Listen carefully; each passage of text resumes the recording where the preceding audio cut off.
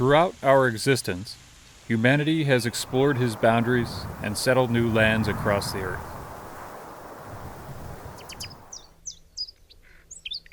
The driving forces of our expansions are numerous and rarely homogeneous. War, natural disaster, spiritual belief, adventure, love, all have played their parts. But the main driver, which lies at the core of our unwavering push across the globe, is survival, man's primal instinct. Survival is our default eternal, ingrained and solidified in our subconscious by natural law and brute experience.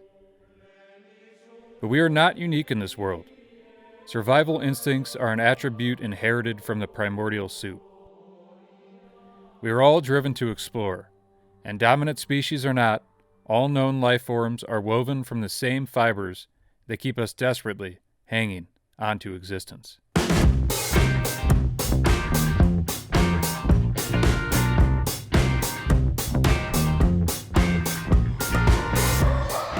Mankind is very close to the chimpanzee.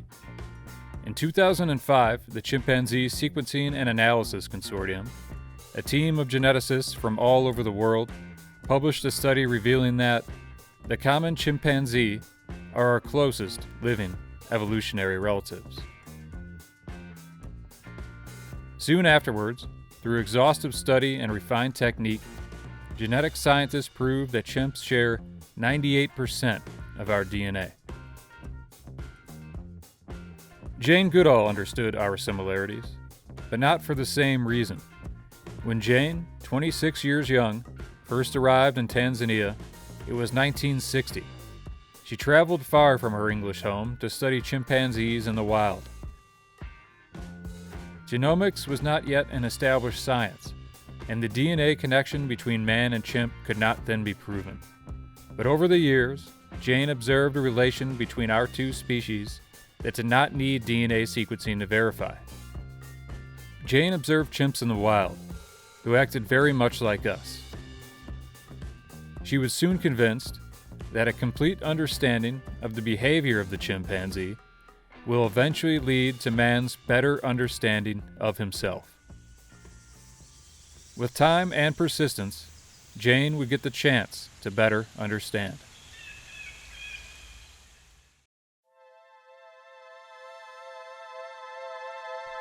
As Jane Goodall patiently observed the wild chimpanzees of Tanzania, another special group of chimps were being groomed to do the impossible.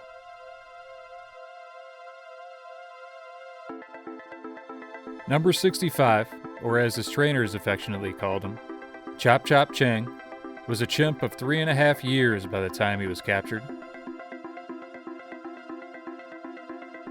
Young for a chimp, he would still have been very attached to his mother. But when he was taken from a Cameroon rainforest in 1959, he was forced to grow up fast. In that same year, 7 test pilots were chosen by NASA as the first class of astronauts. They were selected to take part in Project Mercury, America's first human spaceflight program. And after rigorous training, one of these brave men would be selected to be the first American in space. Number 65 was also part of Project Mercury, and according to one-time photographer's account, was a very friendly fellow. Although unaware of his great responsibility, Chop Chop was to pave the way for American astronauts to travel into space. He was an astrochimp. Astrochimps were a new class of explorers, but not of their own choosing. They were selected because NASA was unaware of how the human body would react to the forces of spaceflight and weightlessness. So instead of risking our own skin and our newly designed space capsules, we risked the next best thing, the chimpanzee. According to NASA, they were intelligent and normally docile. The chimpanzee is a primate of sufficient size and sapience to provide a reasonable facsimile of human behavior, as well as having the same organ placement and internal suspension as man. NASA engineers must have figured out that if a monkey could do it, then an astronaut had a fighting chance. What they did not fully understand was just how close we really are.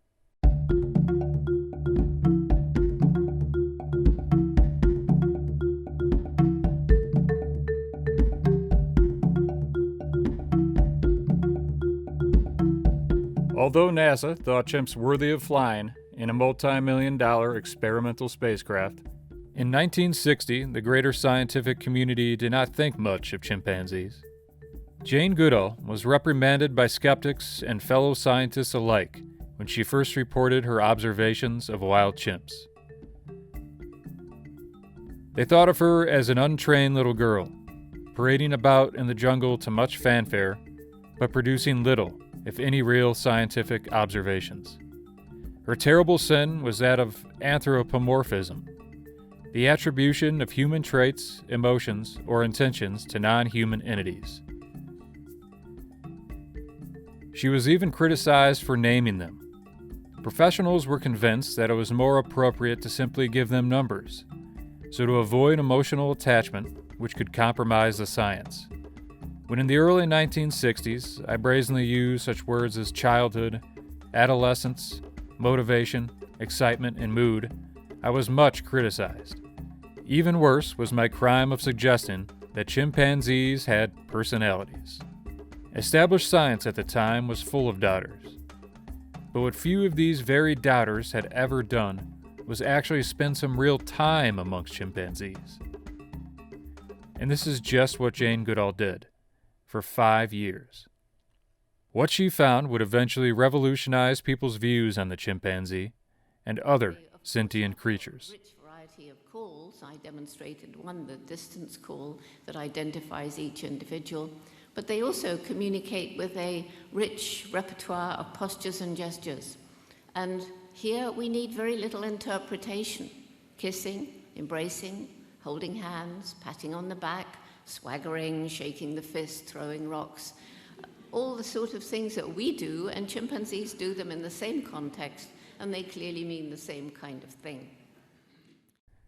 Jane had bravely stepped into a world that few understood. She walked into it open-minded, without the burden of preconceived ideas and bias.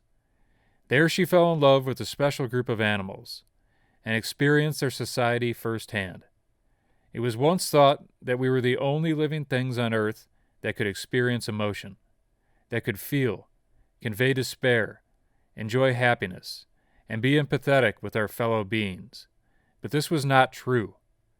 Thanks to Jane's exploration into another world, alien to our own, we now know that we share a special and emotional bond with our closest relatives.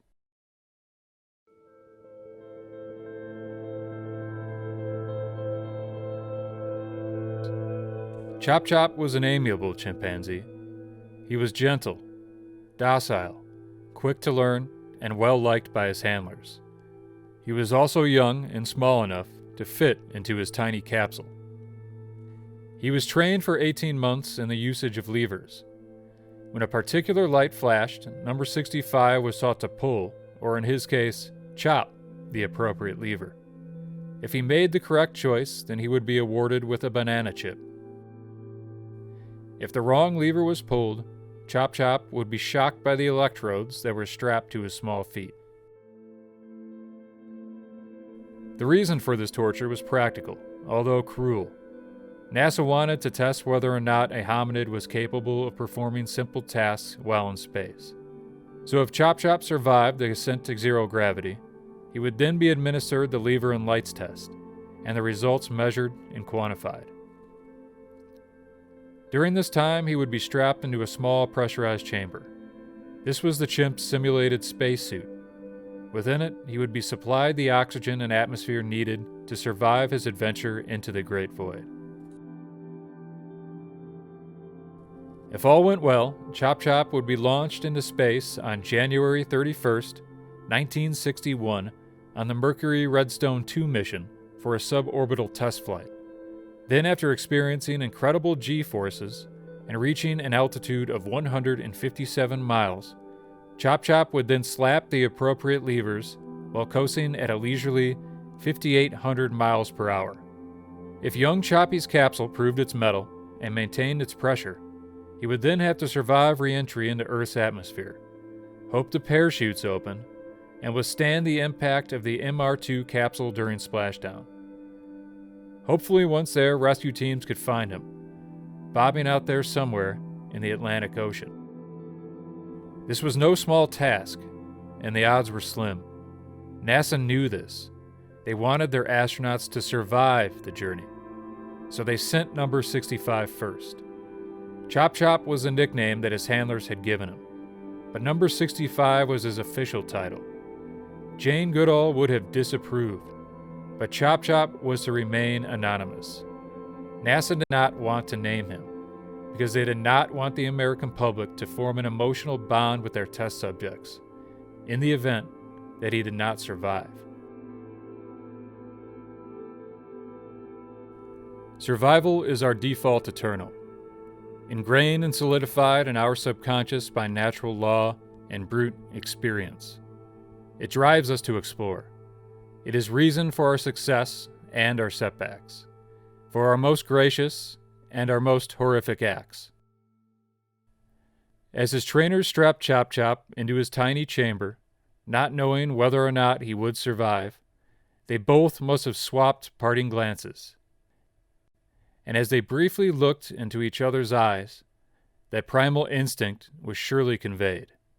Our connection, on display, subconsciously exchanging an eternal message, a mutual understanding, that all either of them wanted to do was survive.